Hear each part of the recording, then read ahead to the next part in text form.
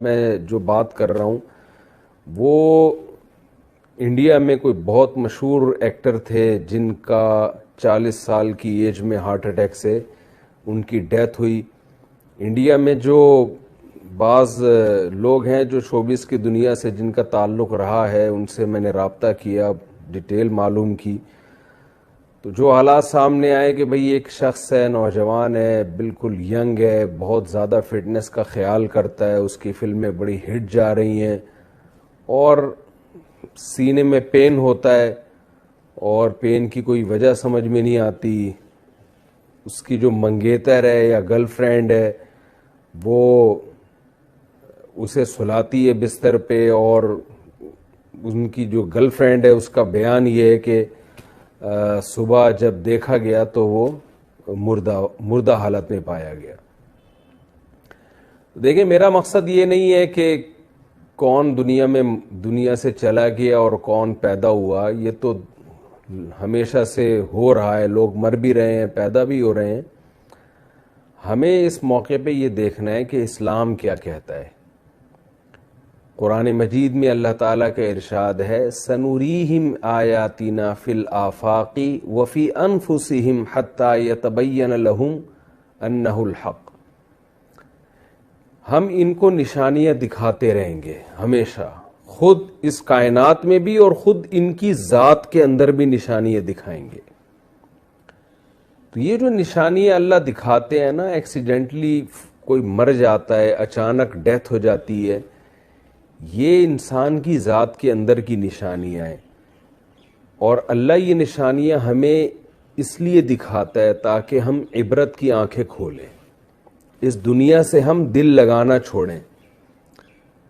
آپ سوچئے کوئی مشہور اداکار ہو اور وہ بھی انڈیا کا ہو اور جس کو لاکھوں کروڑوں لوگ سنتے ہوں, جس کی فلمیں دیکھتے ہوں, جس کے گانے سنتے ہوں, اس نے کیا کچھ سوچا ہوا ہوتا ہے. 40 سال تو انسان کی ایسی ایج نہیں ہے, 40 سال میں تو پھل کھانے کا وقت شروع ہوتا ہے. آپ ساری زندگی محنت کرتے ہیں.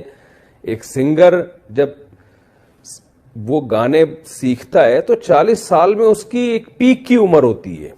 ایک ایکٹر اگر کامیاب فلمیں بنا رہا ہے تو 40 سال اس کی ایک پیک کی عمر ہے. اب اس نے ترقی کرنا اصل میں شروع کی ہے, پھل کھانا شروع کیا ہے. اور ایسے موقع پہ موت کا فرشتہ آئے اور آپ کو قبر میں اتار کے چلا جائے تو انسان کے سارے خواب چکنا چور ہو جاتے ہیں. تو یا تو اللہ بہت ظالم ہے کہ انسان کی جب ترقی کا وقت شروع ہوا, پھل کھانے کا وقت شروع ہوا, اس اللہ نے ساری محنتوں پہ پانی پھیر دیا, ساری محنتوں کو ضائع کر دیا. یا تو معاذ اللہ ظالم ہے, یا ہمیں اللہ کو سمجھنے میں غلطی ہو رہی ہے. ہم اس دنیا کو اصل سمجھ بیٹھے ہیں. ایک صاحب نے مجھے کہا کہ میں نے اپنے بیٹے کو پڑھایا لکھایا, اکلوتا بیٹا تھا, ملٹی نیشنل کمپنی میں اس کی جاب لگی, بڑی اچھی جاب کا جو پہلا دن تھا اسی دن اس کی ڈیتھ ہوئی ہے کرنٹ لگنے سے. تو مجھے کہنے لگے میری تو ساری محنت برباد ہو گئی, ضائع ہو گئی. میں نے ان سے کہا آپ نے اگر اپنے بچے کو آخرت کے لیے پڑھایا تھا کہ میں اپنے بچے کو اس لیے پڑھا رہا ہوں کہ اللہ راضی ہو جائے. اللہ نے حکم دیا والدین کو کہ اپنی اولاد کی اچھی تربیت کرو, ان کو اچھی تعلیم دو تاکہ وہ ایک معاشرے میں ایک اچھی کامیاب لائف گزار سکیں. اگر آپ نے اللہ کا حکم سمجھ کے اپنے بچے پر یہ سب کچھ خرچ کیا تھا تو بچہ اگر مر بھی گیا اللہ کے ہاں آپ کا اجر ضائع نہیں ہوا ہے. اللہ آپ کو قیامت کے دن اس کا اجر دے گا. رسول اللہ صلی اللہ علیہ وسلم نے فرمایا تم اپنی زوجہ کو جو کھلاتے ہو ایک ایک لقمے پہ تمہیں اجر ملتا ہے. تو آپ اپنی اولاد کو, اپنے بیوی بچوں کو, اپنے ریلیٹیوز کو جو بھی خدمت کر رہے ہیں آپ ان کی, اگر آپ اللہ کے لیے کر رہے ہیں تو اس پہ آپ کو اجر ملے گا.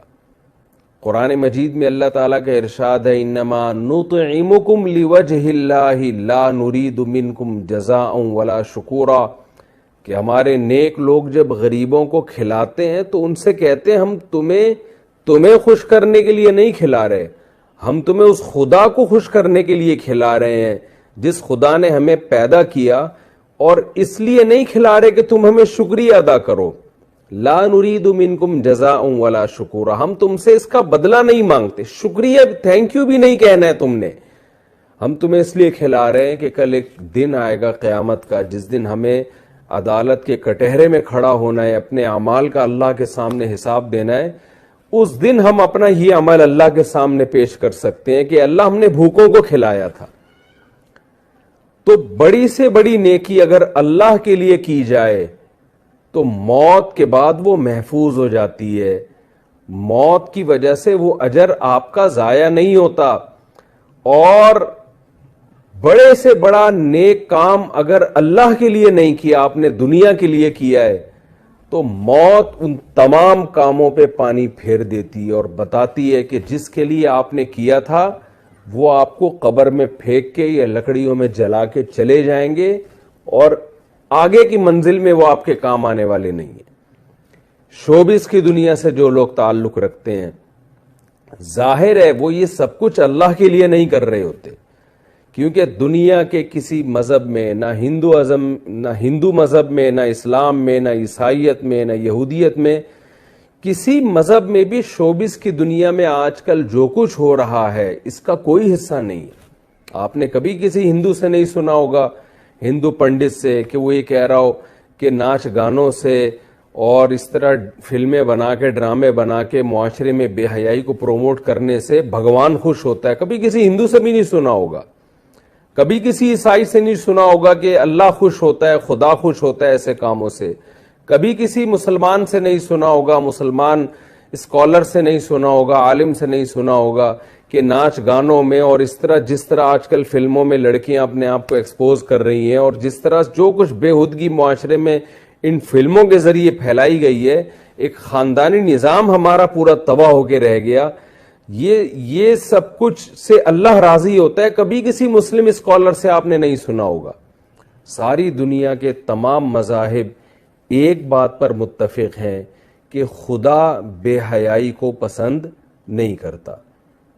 تو شوبز کی دنیا میں جو لوگ بھی تعلق رکھتے ہیں انہیں یہ تو ذہن میں رکھ لینا چاہیے کہ آپ کے اس عمل کا آخرت میں اللہ کے ہاں کوئی حصہ نہیں ہے. دنیا آپ کے اس عمل سے خوش ہوتی ہے اور دنیا میں آپ کو اس کا بدلہ مل جاتا ہے، عزت کی صورت میں اور شہرت کی صورت میں.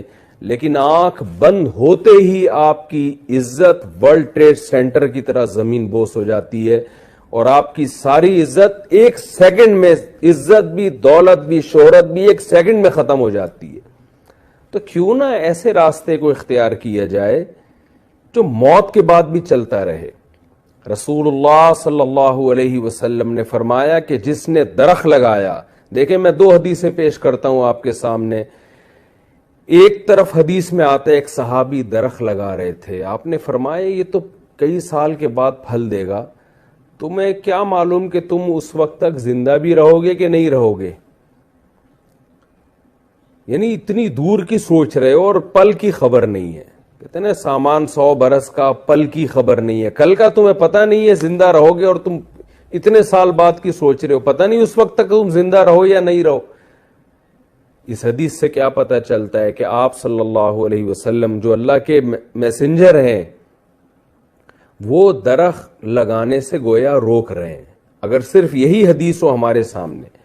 لیکن دوسری حدیث میں آتا ہے، صحیح مسلم، بخاری صحیح مسلم کی حدیث ہے، آپ صلی اللہ علیہ وسلم نے فرمایا جس نے درخت لگایا اور مر گیا، کوئی نقصان کی بات نہیں ہے، خود پھل بے شک نہ بھی کھائے.